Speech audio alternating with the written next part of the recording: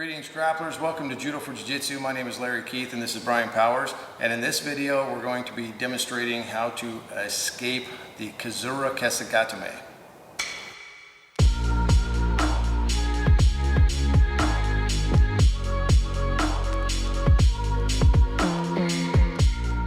Okay, so Brian is going to have me in modified scarf hold, Kuzure-kesa-gatame. So that means he has an underhook. My regular kesa-gatame is going to be around my neck. So Kuzure is underhook, so we're right here. So the problem with this is he's got a really good grip on my arm on this side. That's going to kind of come back to get him. So this is going to be a really good one for somebody who's being really stubborn about holding onto this position. So the first thing I'm going to do is I need to frame. So I frame against his neck. Now I don't want to overcommit with this arm. If I overcommit with this arm, he's going to catch me with what's called Mune-gatame. So it's another arm lock. So I want to make sure that I'm here framing against his neck. I'm not trying to push him away. My other hand, let's turn this way. My right hand is going to come to me, folding his arm. So I'm folding his arm forward like this. Now I don't want to reach across and grab my hand. I want to bring my right hand to my left hand. Now as I do that, for my partner's sake, I'm going to turn his head so he's looking the other way because I'm going to make him forward roll over this shoulder. So right here, I connect my hands. I bring his shoulder as close to me as possible. Now the more he decides to hang on to this, the better it works. If he lets go, then I'm going to lose his arm. So I'm counting on him holding on to that. Once we get here, I bridge up nice and high, and then I roll him over his shoulder this direction. I'm going to land in my own Kuzure-kesa-gatame. So I'm on the bottom position to Kuzure-kesa. So Kuzure-kesa-gatame means that Brian has the underhook here. So this is a modified scarf hold. Regular scarf hold would be around my head and neck this way. So modified is here. Really good. I mean, that's a good jiu-jitsu holding position because of securing the underhook. When you're doing a knee slice pass, something like that, we're going to typically land in a position just like this. Very secure, very solid position. I'm going to make a frame. I'm going to start with making a frame on Brian's neck. I don't want to overcommit my arm. If I overcommit my arm, he's got an opportunity for something called a Mune-gatame. So we'll show you that later. All right, so right here I frame against his neck. I bring my right hand, turn this way. I bring my right hand to myself, like I'm trying to reach for my own head.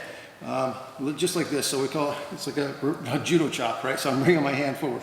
I don't want to reach this hand, my left hand to my right hand. I bring my right hand to my left. Now, I want to turn Brian's head just for his safety's sake right now. In competition, maybe you're not going to worry so much about that, right? So here, I connect my hands. I bring his shoulder as close to me as possible. Now, I'm counting on the fact that he's going to hold on to this grip on my sleeve right here, with his left arm. So I'm pulling that close to me. I bridge up. I'm looking to bring his shoulder over here. I want to make him do a forward roll. So I go up, over, and land in my own Kuzure-kesa. This way. So I land right here just like this. So of course I don't want to hang out here because I just probably taught him how to escape this. So from here I'm probably going to transition up to like a Mune-gatame. All right. So again, Brian has me in the Kuzure-kesa. I frame on his neck. I pull his arm towards me, turn his head the other direction, right? I bring this really close. I bridge up, and then I roll to my left side, making him do a forward roll over his shoulder and land in my own Kuzure-kesa. Come up, change my position to the Mune-gatame. So without Brian attached to me here, I'll show you what we're doing. I'm underneath him, all right? I make my frame. I bring my right arm, just like I'm reaching for my own face. Come towards my face, connect my hands in a gable grip, hug his shoulder nice and tight to my chest. I bridge up and roll to my left shoulder, up and over, and sit out into Kuzure-kesa. Once I've secured that position, I can make the decision to hang out there or transition up into a Mune-gatame position. So that was an escape from Kuzure-kesa-gatame. I like to think more of that's a reversal. And typically when I'm teaching these types of techniques, I want to emphasize reversing position rather than escaping. We're not trying to run away from somebody.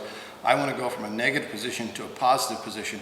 I want my opponent to go from a positive position to a negative position as much as possible. Thank you for watching this video. If you find value in it, please be sure to give us a thumbs up and subscribe to our channel and click on the notification tab so you don't miss any future videos. And remember, when you learn one technique, you know one technique. When you learn a concept, you know 1,000 techniques. So until next time, we'll see you on the flip side.